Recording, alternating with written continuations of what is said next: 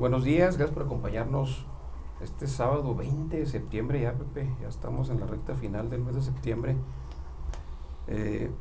¿Cómo te fue con la alarma sísmica ayer? No, sustote. ¿Sí te asustaste? Por más que me avisaron, no estaba yo preparado para ese sonido, no sabía ni de dónde venía. A mí me llegó al celular, fíjate. Sí, no, a mí el celular también, pero no sonó como si viniera del celular. Oye, pues, y luego, eso fue el sismo en la Ciudad de México, pero aquí hubo un sismo político en Chihuahua hace 40 años. Renunció el gobernador Óscar Ornelas. Pues dicen que tembló en México y se cayó el gobernador de Chihuahua. Sí. Por un movimiento universitario, precisamente, que ya después platicaremos del tema en profundidad. Sería bueno hacer un par de programas. Sí, un par de programas ahí, es una sorpresa para la próxima, yo creo, ¿no? Empezamos la próxima. Hoy tenemos un invitado de lujo, Iván Sánchez Jasso, él es director de Inteleso. Es una empresa chihuahuense, 5 años ya en el mercado, con estrategias muy innovadoras en los temas de analítica de datos, inteligencia artificial, People Analytics y Business Analytics. Es un tema muy actual, ¿no? Creo que todos estamos inmersos ya en el tema de la inteligencia artificial, pero pues es muy, muy interesante platicar esta mañana con Iván. Gracias. Un gusto, muchas gracias por la invitación. Y efectivamente, como casi podemos decir, entre datos te veré, ¿verdad? Sí. El que no tiene una conciencia sobre los datos, pues está realmente perdido. Y de hecho, bueno, el tema de la plática de ahora es el valor estratégico de los datos en esta era digital, ¿verdad? Sí. Vamos a empezar así sabroso con los temas, ¿no? Si mañana te quitaran todos los datos, porque luego hacemos una bola de indicadores si queremos medir todo y no medimos nada, ¿no? Y solo te dejaran 3 indicadores para un ejercicio de una organización pública o privada, ¿cuáles 3 indicadores te gustaría tener en tu tablero? Yo lo dejaría en 2 indicadores, si me lo permites. Mira, los 2 indicadores más importantes es el índice de salud laboral y el índice de la productividad. Todos los estudios, todos de la Universidad de Harvard, de Yale, todos los estudios que se han hecho de salud laboral, todos se correlacionan con la productividad. Nomás que hay que tener las variables correctas y los datos correctos de salud laboral para vincularlos a la productividad. Algo que ha ocurrido con las empresas últimamente es que por más que se tecnifiquen y por más inteligencia artificial y máquinas que manejen, la principal fuerza de capital humano siguen siendo las personas.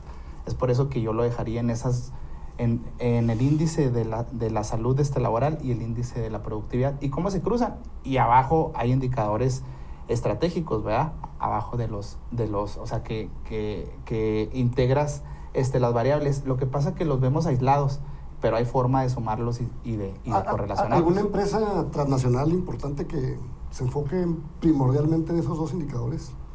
Sí hay. Ejemplo, le pasó a Google. Después de la pandemia fue un aprendizaje para todas las empresas internacionales, y fue un aprendizaje porque no fue una crisis económica, no fue una crisis de petróleo, no fue una crisis de la bolsa, fue una crisis de aislamiento de las personas. Las personas dejaron de reunirse en el trabajo, y le pasó a la mayor empresa de tecnología y una de las empresas con mayor inteligencia artificial. Empezaron a tener una huelga en China, tuvieron otra en Estados Unidos, se aislaron las personas y en el momento ellos entendieron que era su principal fuerza de trabajo y tuvieron que cambiar sus políticas de recursos humanos. La bolsa americana, que influye en la economía del mundo, tuvo que cambiar incluso sus políticas post pandemia. La SEC, que es la que regula a todas las empresas y que manda a hacer las auditorías y lo revisa para que la economía no se violente, diseña una política. Todas las compañías públicas que van a participar en bolsa tienen que entregar indicadores de recursos humanos. ¿Cuál es tu rotación? ¿Cuál es tu salud laboral? ¿Cuál es este reporte de analítica de recursos humanos o de People Analytics? Antes no se emitía para una compañía pública, se basaban en las auditorías de estados financieros, nada más. Entonces eso es en la bolsa lo que les permite a los decisores si compro, si vendo, si hago, pero ahora ya se agregaron estos post pandemia y la SEC los pide obligatoriamente si vas a participar en bolsa. Entonces cobra otra relevancia el entender que tu capital humano es es la principal fuerza de trabajo, y que el diagnóstico de una empresa, el verdadero valor, se basa en estos indicadores también. Estabas hablando de empresas, pero para un gobierno estatal con presupuesto limitado, primer piloto Data as Service, Uh-huh. ¿Cuál sería en este caso una propuesta y qué KPI de impacto a 90 días propondrías?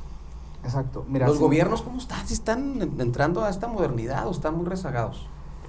Si hacemos un comparativo de México con el mundo, estamos un poco rezagados. Sí hay iniciativas, pero son iniciativas aisladas. Por ejemplo, si lo comparamos con Europa, con Estados Unidos tiene una estrategia a 10 años que se llama la estrategia de datos, estrategia nacional de datos a 10 años, que es cómo acelero los datos, cómo recabo más y cómo hago administraciones público-privadas con las empresas generadoras de estos datos.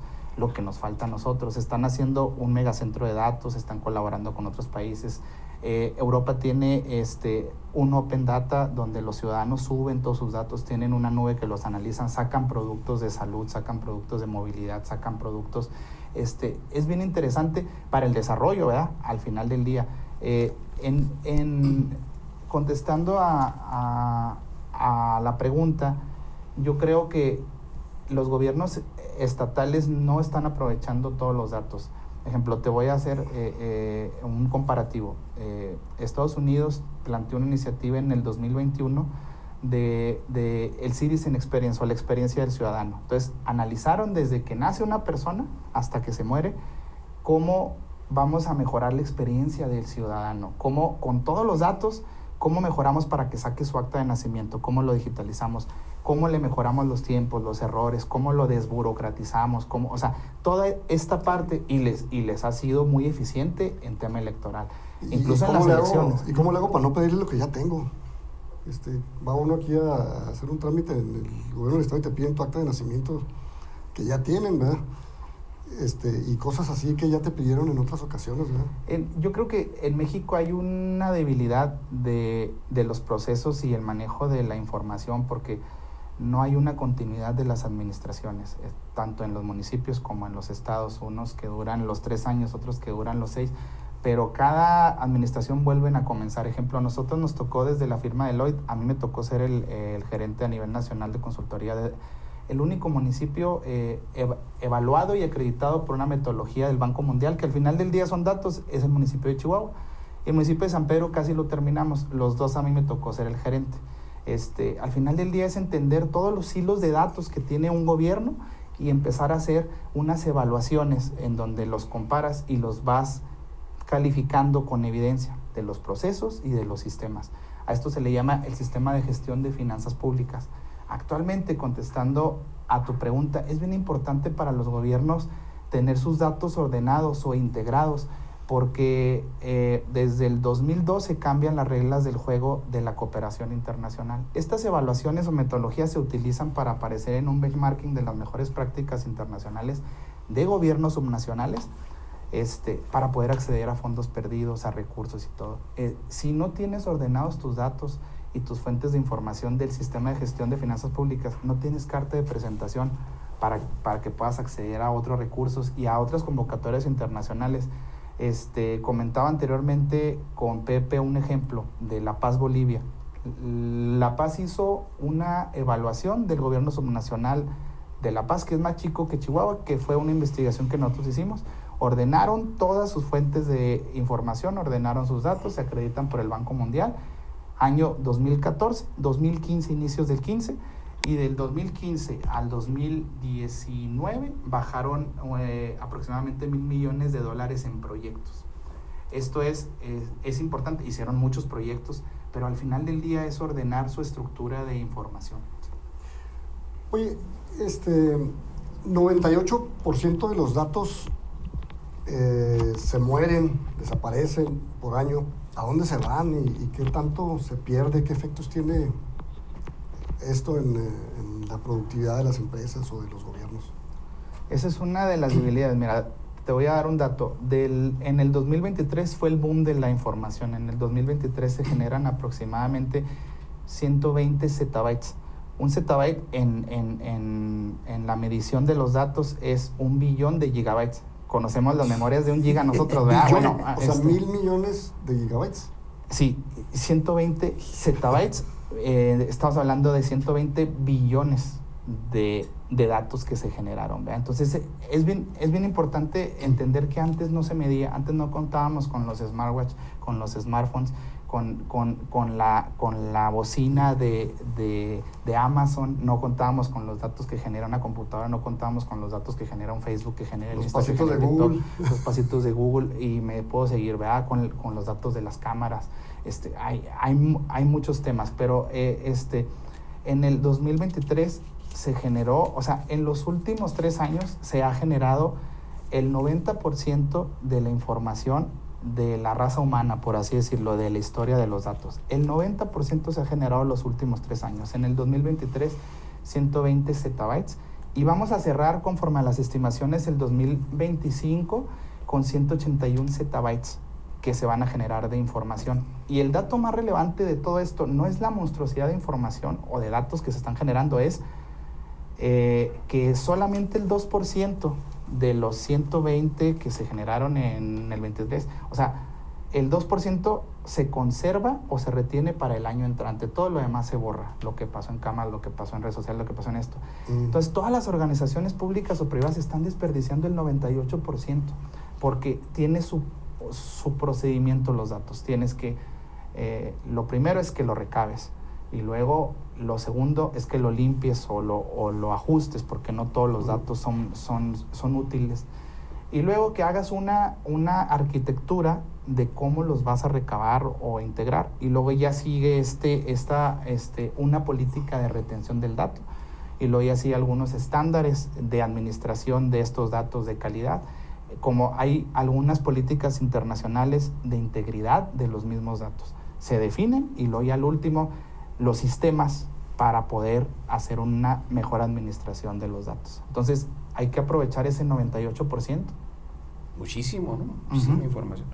Iván, el caso de la inteligencia artificial está ya prácticamente presente en todos nuestros ámbitos, en la escuela o en la educación, en la empresa, en los gobiernos, pero ¿cómo podemos seleccionar o qué criterios utilizar para tener una solución exitosa utilizando la inteligencia artificial, y si tienes alguna métrica de resultados y una de proceso? ¿Y cómo se mide el éxito, verdad? Sí, claro que sí. Mira, antes de la métrica, la inteligencia artificial es ingresar la información a una máquina y que la máquina vaya aprendiendo sola. Es como nos pasa ahorita con el ChatGPT, ¿no?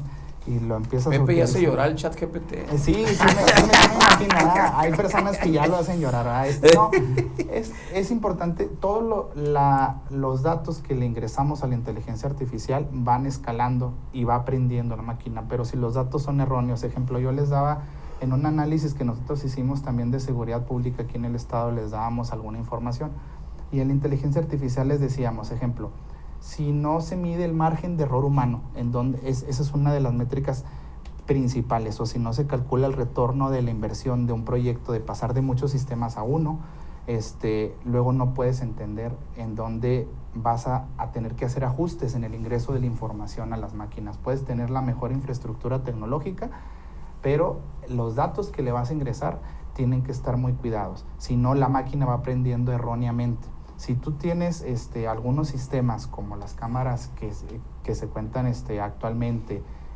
todos los sistemas de lectores de placas, de esto, tienes que cuidar cuando el humano lo ingrese, que sea, que tenga otra validación y que tenga también una auditoría de estos datos con una metodología de integridad que se puede estar revisando, cuando menos en un proceso de aprendizaje de la inteligencia artificial de 1 año. Eso es lo principal, pero 2 de las métricas es el margen de error humano y el ROI o el retorno de la inversión. Oye, ahorita hablando de ChatGPT, yo conozco algunos casos, algunas personas que ya lo usan como asesor personal, ¿no? Y oye, me dijo esto y psicólogo, mi amigo, mi amiga, y yo le contesto y demás, pero entonces ya caemos en un tema de deshumanización. Ahora, trasladando esto al ámbito gubernamental o empresarial, donde le metes una serie de datos y te da una sugerencia, ¿en qué momentos tenemos que tener cuidado de no irnos de boca a tomar la decisión tal y cual nos la recetó? Sí, en el ámbito empresarial, yo creo que es bien importante la arquitectura de cómo vas a recabar esos datos. Esa es la base de la inteligencia artificial. Cuando tengas claro esa arquitectura y el centro de tu negocio, a qué te dedicas, ejemplo, hace tiempo nos tocó hacer un análisis para un grupo de agencias de autos. Entonces, bueno, su negocio está muy claro, yo vendo autos, ¿sí? Las métricas de la venta de los autos, de los vendedores, pues están establecidas, porque eso es productividad. Las métricas de las maquilas de su área productiva están establecidas, es así, no se los vas a ganar. Pero hay muchos impactos indirectos que no se miden y que hay que comenzar a medir. Y esos también se pueden monetizar. Nosotros le llamamos la monetización del dato. Entonces, puedes identificar cuáles son impactos indirectos. Ejemplo, cómo le aportan los del taller, cómo le aportan los de mantenimiento, cómo le aportan las secretarias, cómo le aporta toda la gente de servicio, cómo le aportan los de atención al cliente. O sea, todos estos impactos indirectos, algunos directos que no se han identificado, cómo se pueden monetizar. Pero tienes que medir todas las contribuciones. Y muchas veces pues no lo hacemos con las herramientas adecuadas o no estamos identificando las variables adecuadas a cruzar con la productividad o el centro de mi negocio. O sea, y ahí en ese sentido, cada usuario, cada cliente o cada cliente potencial que, poniendo el ejemplo de los carros, que camina, entra o te llama o algo, pues se convierte en una mina de oro, ¿no? Y creo yo que lo que estás diciendo es que cómo podría la secretaria, el mecánico, el de partes, hacer negocio en la relación del tiempo que tienen la convivencia, ¿no? Ese es un ejemplo. Ahorita nosotros estamos trabajando con una tecnología que se llama DSPL. Esa tecnología se pone en las cámaras, el cerebro y todo. Todas las personas que entran al interior es identificar todos los roles de los empleados o de los colaboradores. Pero al exterior es todos los proveedores, los clientes. ¿Qué es lo que mide? Las emociones, el grupo de edad, te mide el tiempo que pasaste, el tiempo que viste tal auto, el tiempo que viste otro, y luego te empieza a estandarizar.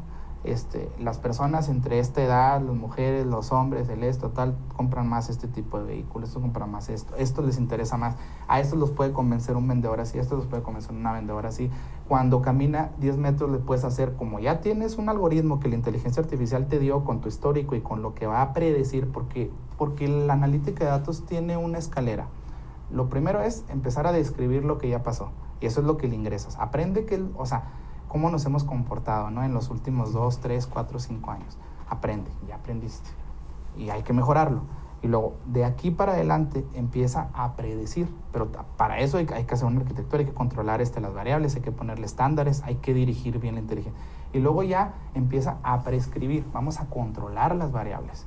Pero este tipo de tecnologías nos ayudan, y es bien diferente a solo recabar escrito una satisfacción del cliente, a recabar la visita, la edad y todo. No, esto ya te dice con precisión, incluso te puede poner en una pantalla la promoción adecuada para la persona desde que cruzó la puerta, cuando se va acercando a tal carro, la promoción, para que la persona diga, esto me interesa, pero ya lo cruzaste con un análisis psicográfico de grupo, de edad, de interés y de histórico.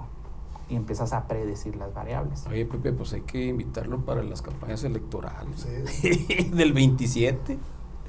Es bien interesante eso que comentas, porque, por ejemplo, Donald Trump en su última campaña electoral usó análisis de psicografía. Bueno, en la penúltima comenzó, porque la competencia estaba muy dura con los demócratas. Hicieron todo un análisis psicográfico, y determinaron 8 tipos de personalidades de los votantes, intereses, los grupos de edad, y a través de las redes sociales empezaron a generar contenidos pro Trump y en contra de Hillary Clinton. O sea, pero todo esto vamos a predecir con base en hábitos de consumo, como se predice para las empresas, hábitos de consumo también para el voto. Leí el libro de Cambridge Analytics. Exacto. Ahí se describe todo ese proceso. Exacto. Me llamó mucho la atención. Sí. Y hay una línea de ética que yo creo que en ese caso no se cuidó, porque una cosa es que tú hagas los análisis y lo ponga sobre la mesa, ejemplo, con el equipo de campaña del equipo republicano, pero lo que pasó con ellos y que luego tuvieron ciertos problemas, fue que cruzaron una línea de empezar a generar contenido negativo en contra de la contrincante. Y ellos mismos lo empezaban a segmentar y a compartir y todo. Esa línea yo creo que no se debe de cruzar, ¿no? Y por eso luego tuvieron varios problemas. El mismo Cambridge ayudó a varios gobiernos a ganar elecciones, varios, no fue uno, pero esa línea muy delgada, y las metodologías de integridad del dato y de analítica de datos y de inteligencia te dicen hasta dónde puedes y de qué manera es correcto. Sí, hay ética ahí, hay reglamentos, hay leyes.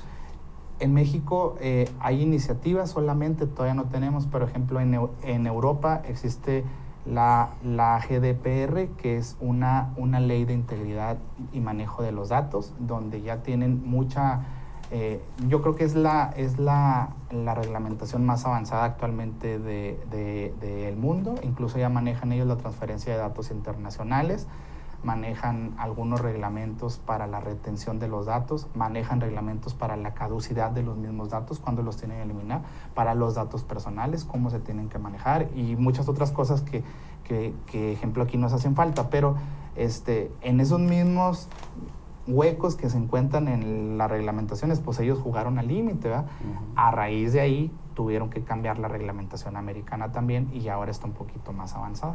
Iván, en un checklist de auditoría rápida, si tuvieras 10 minutos para auditar el modelo de inteligencia artificial en producción, ¿qué checklist usas para detectar sesgos, datos imprecisos, fuga de datos y mala gobernanza? Hay que ver cuál es la estructura de de tres cosas: de personas, de los procesos y de los sistemas. Son las tres cosas que se revisan. Ver las personas qué perfiles tienen y qué puestos tienen, la estructura de los procesos está bien establecida, sobre todo la delimitación de las funciones de cada uno y hasta dónde, y los sistemas, cuál es el alcance que tienen. Por lo general nos topamos mucho que el sistema o queda grande o queda chico conforme lo que se está utilizando. Entonces yo lo primero es eso, que se revise la estructura, los perfiles de las personas, los sistemas y los procesos. De ahí puedes empezar a hacer un diagnóstico para una auditoría, y de ahí luego sigue hacer una auditoría de integridad del dato. Conforme a la persona que tiene que alimentar determinado sistema a través de un proceso, empiezas a identificar si lo subió con su usuario, si tenía esa capacidad o ese alcance para subir esa o para dar esa autorización, y puedes empezar a identificar muchas cosas. A veces, es que todos lo hacemos con el mismo usuario, o yo usé el de él porque tiene un mayor alcance, o yo usé esto, o sabes que a veces uso mi Excel, no lo subo en el sistema, entonces esto no deja huella, pero acá uso el Excel porque pues yo tengo mis apuntes. Ese tipo de cosas haces en la auditoría de integridad, pero lo primero es que tengas un diagnóstico para determinar el alcance de la auditoría de integridad del dato. Muy bien. Oye, en el tema de los escépticos, porque todavía hay gente que no cree que la inteligencia artificial sea una buena herramienta, ¿cómo convencerías a alguien que ponga en producción inteligencia artificial más o menos rápido, en una conversación cafetera? En una conversación cafetera. Mira, hay dos corrientes, los modernistas y los tradicionales, así les llamo yo, ¿no? Entonces yo creo que tienes que encontrar un punto medio. Los tradicionales a veces tienen el miedo de la sustitución de la inteligencia artificial de las personas, y es una corriente más humanista. Y los modernistas lo ven desde otra manera de adquirir la tecnología y de que las máquinas le den un mayor apoyo a las personas, etc. Pero el punto medio es entender que la principal fuerza de capital de las organizaciones es la persona, pero que la inteligencia artificial ya superó los conocimientos y las habilidades, incluso en algunas funciones de las personas. Y cómo le enseñas y cómo le llamamos el scale up nosotros, cómo la escalas a entender la tecnología y a formarla para que sea un apoyo. Ejemplo, hace poquito trabajábamos con un despacho de abogados, y más o menos en el análisis que se hacía, oye, ¿ustedes cuánto les lleva a revisar todos los videos de las evidencias de las audiencias anteriores? Todas las evidencias, todo esto, un expediente de 1000 páginas, ¿cuánto te lleva? No, pues tanto.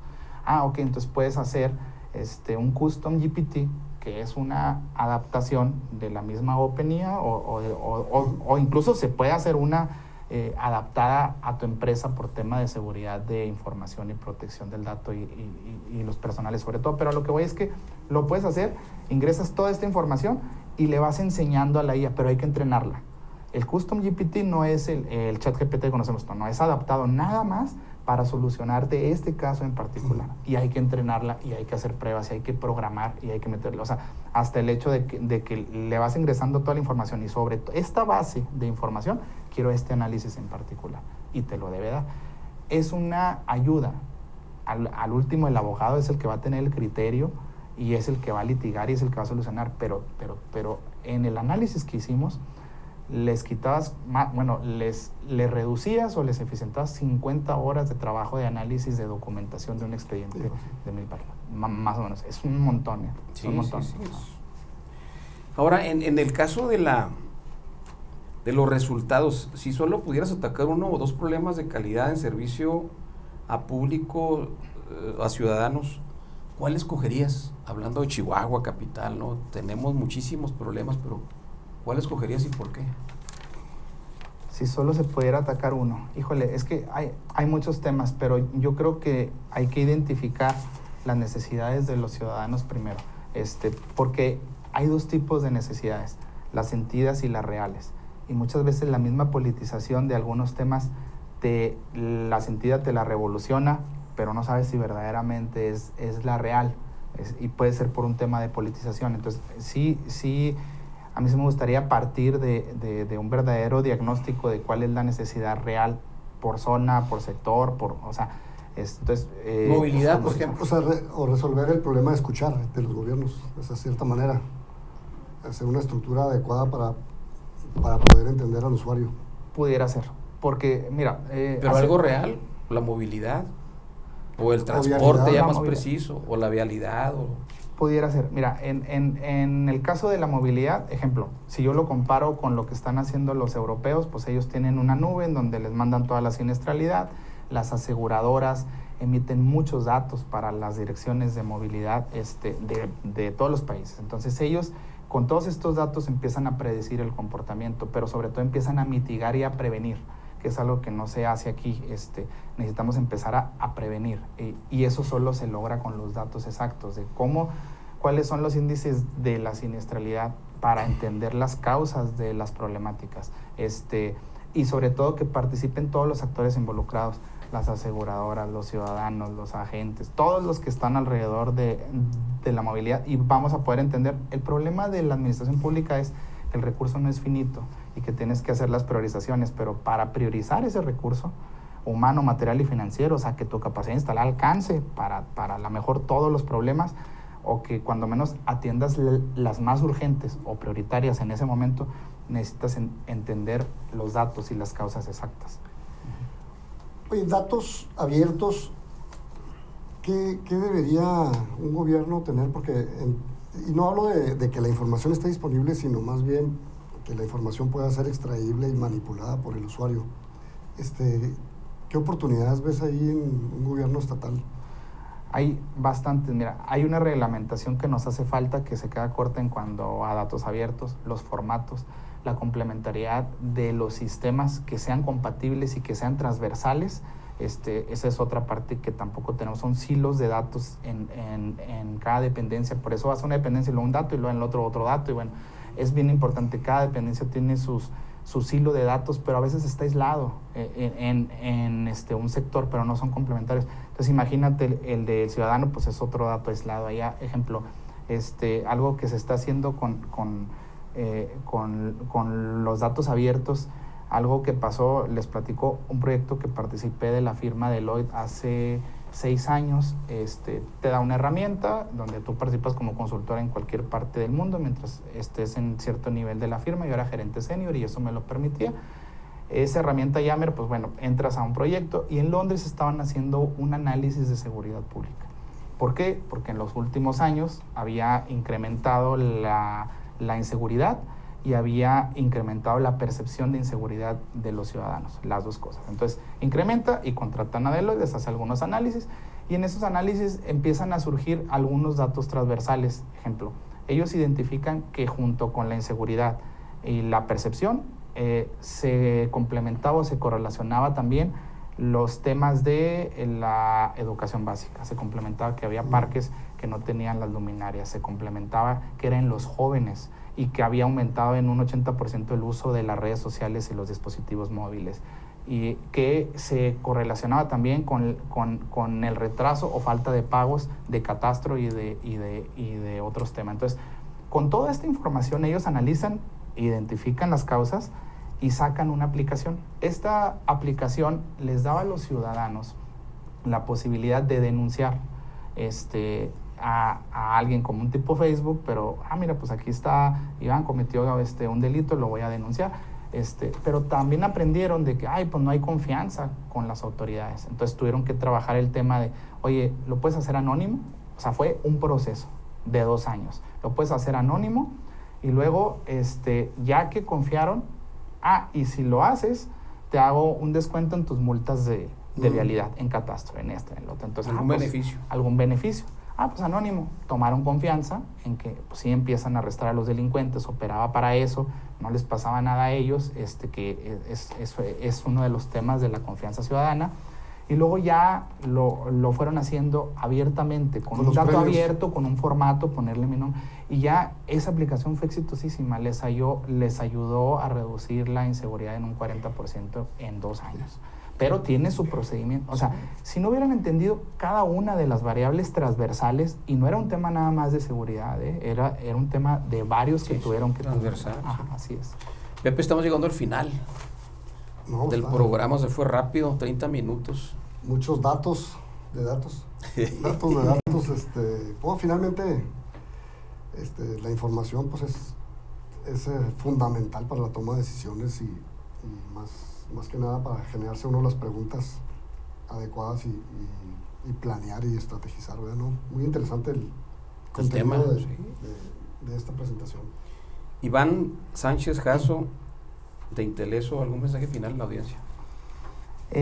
Pues aprovechar ese 98%, más allá de retener esos datos o de estar recabando datos y datos, yo lo comentaba con Pepe en un previo a la entrevista, en una plática previa que tuvimos, de que le daba un dato. Me tocó hacer estudios fuera del país, en España, y cuando hacíamos comparativos con Latinoamérica, el 80% de las investigaciones que se realizan en Latinoamérica son cualitativas y el 20% cuantitativas. En Europa es al revés. Que se crea lo que no se mide no existe, hay que medirlo, pero hay que tener un sentido para medir, que se definan los objetivos, los planes de negocio, los planes de trabajo de los gobiernos, y definiendo eso ya vas alineando, ahora sí, todos estos datos, pero vas a aprender a recabar y aprovechar ese 98% que a veces nomás lo borramos, pero que o se puede monetizar o se puede aprovechar para mejorar una experiencia del ciudadano, o se pueden hacer cosas muy valiosas con entender la información para plantear soluciones pertinentes. Muchas gracias. Nos vemos la próxima semana. Les agradezco el espacio.